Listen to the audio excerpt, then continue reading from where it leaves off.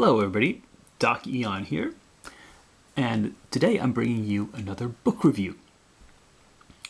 And this is another in my series of books about the history of role-playing games. I've gone through quite a few of those on my channel.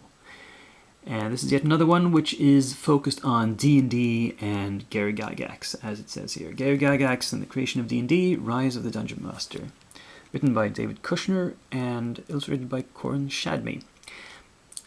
And the illustrated credit is important because this is not so much a book as it is a graphic novel. It is told completely in sort of comic form, in black and white drawings with some text to go along with it. It is 136 pages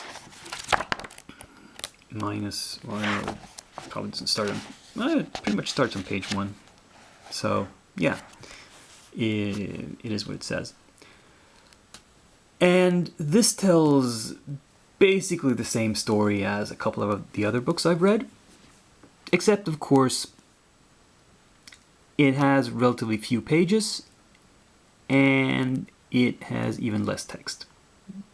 That's the difference between telling stories in pictures or in words. Sometimes they say a picture says more than 1,000 words, but not when the picture is just a picture of a guy sitting at a desk talking. That doesn't really provide any more information. A picture of what's happening in the player's imagination isn't really historically important either. I mean, there are a few illustrations, like for example the ones that try to illustrate what it would look like at a gaming convention back in the old days, but yeah, it's very sketchy and abstract, so I don't know how much it helps. So by its very nature, this book has to be more superficial than the more, well, books, the textbooks that I've read. But does it have advantages? Well, yes. The advantage is that it's a quicker read. It's easier to get through. There's less resistance in the reader to get started with it. So I think this is really aimed not so much at the core gamer. It's probably more the kind of book you as a gamer would hand to a friend or family member who wants to know what it is you're doing and wants to get an understanding of it quickly.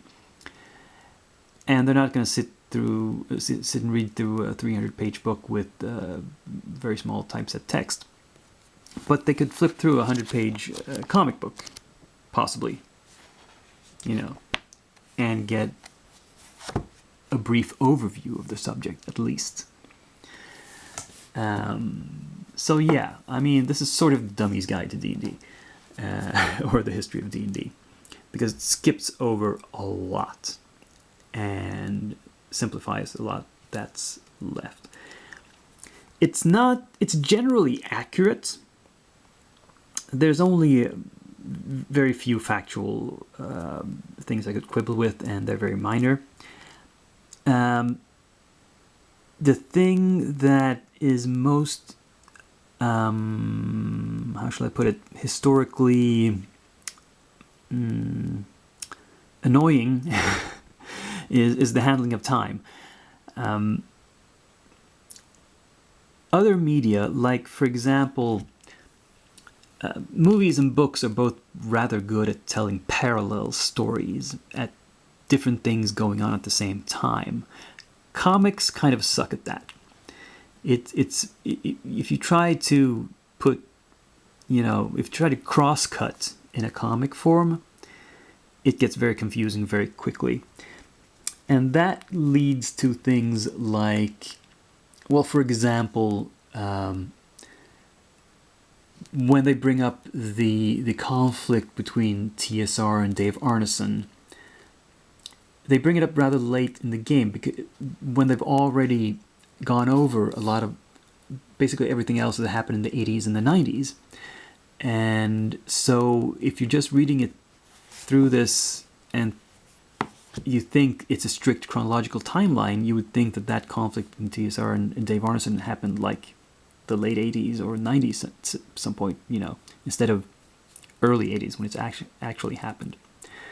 But they didn't want to confuse the issue, I suppose, by talking about several things at once. So they went over one sort of thread of the story and finished that, and then they started on something new. But they don't really inform the reader that they're skipping back in time.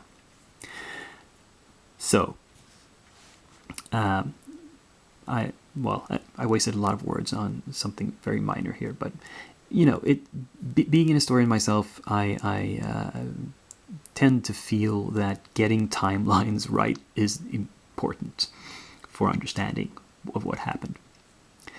But overall, what can I say about this book? It's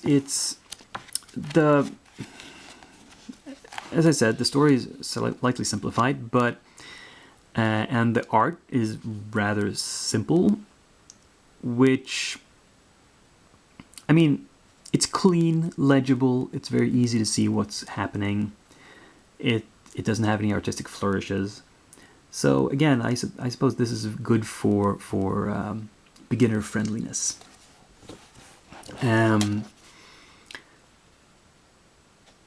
It can sometimes be, mostly it's clear that the text rectangles of this type are the narrator's voice, while the ones like these are speech bubbles.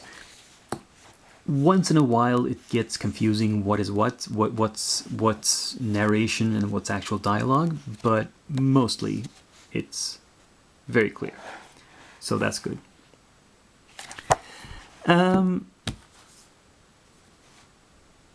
So, in the final analysis, is this worth a buy?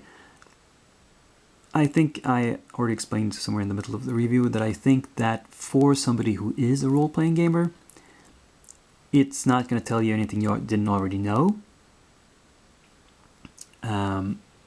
Or rather, if you are a gamer, but you're new to the history of gaming, maybe this is a good entry point, but you should know that you need to go on from this and find more detailed and more accurate sources before you sort of form your idea of what happened. But it is a good gift or something you can lend to somebody you want to explain gaming to, and somebody who isn't interested in diving deep into the history, but just could do with a general overview of what it's about.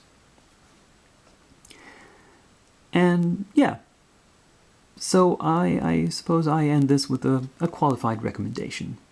It's good for certain purposes. That was my review of Rise of the Dungeon Master.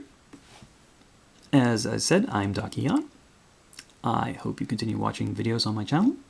Subscribe, click like if this was informative for you. I'll see you next time. Dakian signing off.